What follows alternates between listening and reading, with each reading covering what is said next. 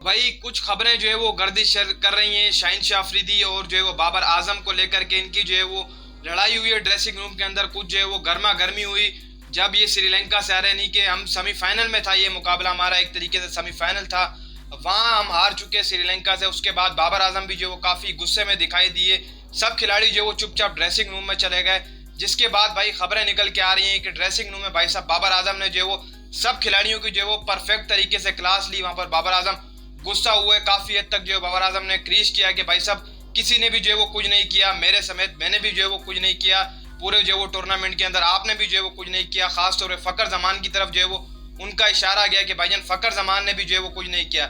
इतने में भाई साहब खबर निकल के आ रही है कि शाहीन शाह अफरीदी भी भाई इस जो है वो कैप्टनसी की जो अपना स्पीच हो रही थी उसमें जो है वो कूद पड़े और शाहीन शाह अफरीदी ने कहा कि भाई जिन लड़कों ने यार परफॉर्म किए, यानी कि अब्दुल्ला शफीक ने आपकी 50 मारी, मोहम्मद रिजवान ने ये मुकाबला अच्छा खेला, इसके अलावा काफ़ी जमान खान नए आए थे, इन्होंने भी जो है वो अच्छी बॉलिंग की, तो कहीं ना कहीं यार आपको इनकी तारीफ करनी चाहिए। शाहीन शाह अफरीदी ने ये बाबर आजम को जो है वो कहा। जिसके बाद बाबर आजम ने ये कहा कि यार मुझे पता है किसने जो है वो कितना स्कोर किया, किसने जो है वो कितना किया, ये बातें सब ठीक है। अब यहाँ पर हमने ये देखना है कि भाई तुमने, बाबर आजम ने ये कहा कि भाई तुमने वर्ल्ड कप खेलना है या फिर वर्ल्ड कप के बाद अपनी टीम का जो है वो ऊपर साया रखना है, या फिर आपने जो वर्ल्ड कप के अंदर रहना है, वर्ल्ड कप के बाद भी टीम में रहना है, तो ये आपका फैसला रहेगा।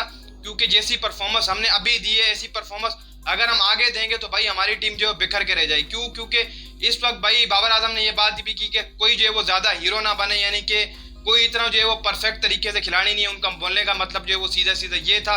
तो ये ऐसी चीज़ें जो है वो बाबर आजम पहली दफ़ा जो है वो हमें देखने को मिला है कि ड्रेसिंग रूम में जो है बाबर आजम भड़क पड़े और जो है वो खिलाड़ियों के ऊपर काफ़ी ज़्यादा जो है वो फाइटिंग स्पेल जिसे कहते हैं वो रहा। तकरीबन 2 घंटे जो है वो तकरीबन हारने के बाद Pakistan cricket team dressing room में जो है वो रही है। बाबर आजम ने प्रेस कॉन्फ्रेंस भी की, वहाँ पर जो है वो हार के बताया कि भाईजान हम जो है वो हार चुके हैं बुरे तरीके से, हमारी कुछ गलतियाँ थी हम हारे। लेकिन ड्रेसिंग रूम के अंदर ऐसी चीज़ें जो है वो देखने को मिली जिन पर जो है वो इशारा भी नहीं किया जा सकता कि यार ये जो है वो क्या हो रहा है। लेकिन कहीं ना कहीं फ़खर जमान ने भी पूरे टूर्नामेंट के अंदर परफॉर्म नहीं किया।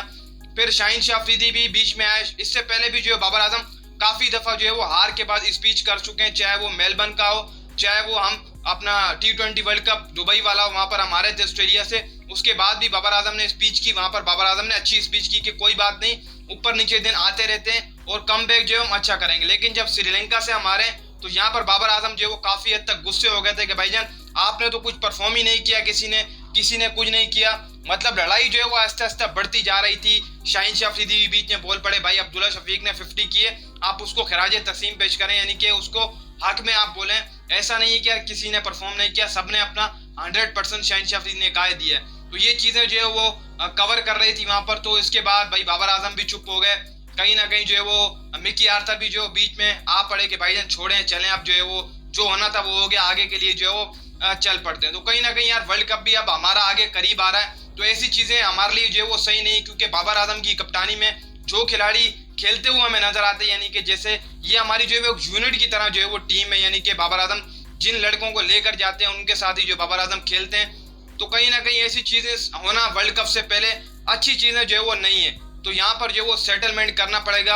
अभी वर्ल्ड कप हमारा करीब है, इसके लिए स्क्वाड का ऐलान भी होगा, काफ़ी लड़के आपके बाहर भी जाएंगे। वहाँ मोहम्मद नवाज पे भी जो है वो काफ़ी भड़के बाबर आजम कि भाई आपने भी जो है वो परफॉर्म नहीं किया। काफ़ी लड़कों की तरफ जो वो इशारा किया। बाबर आजम ने ये भी कहा मुझे पता है कि किसने परफॉर्म किया, किसने परफॉर्म नहीं किया, मुझे सब पता है। बाबर आजम ने ये कहा। बाबर आजम ये भी कहा कि मैंने भी जो है वो जहाँ मुझे परफॉर्म करना चाहिए था मैं वहाँ भी परफॉर्म नहीं कर सकता। तो हमारी जो है वो हारने की वजह हम खुद हैं, तो हमें कहीं ना कहीं सेटलमेंट करना चाहिए। बाबर आजम ने ये कहा कि वर्ल्ड कप आ रहा है, आप ये चाहते हो कि भाई वर्ल्ड कप आप खेलो सारे लड़के, इसके बाद भी आप टीम में रहो या फिर टीम से बाहर जाओ, ये आपके ऊपर है, बाबर आजम ने कहा। और ये बात बाबर आजम ने सही भी की कि यार ये आपके ऊपर है, क्योंकि अब वर्ल्ड कप आगे आ रहा है तो काफ़ी तब्दीलियां जो वो चीफ सिलेक्टर करने जा रहा है, और बनती भी हैं तब्दीलियां भाई इस टीम के अंदर। इमाद वसीम को आप वापस लेकर आए, इसके अलावा भाई आप मोहम्मद नवाज को जो है वो ड्रॉप कर सकते हैं। वहाँ पर जमान खान का नाम भी सामने आ रहा है, अबरार अहमद भी जो है वो आपके स्क्वाड के अंदर जो है वो हो सकते हैं। तो यार ये कारकर्दगी अच्छी भी नहीं रही अपना जो है वो एशिया कप के अंदर पाकिस्तान क्रिकेट टीम की। तो कहीं ना कहीं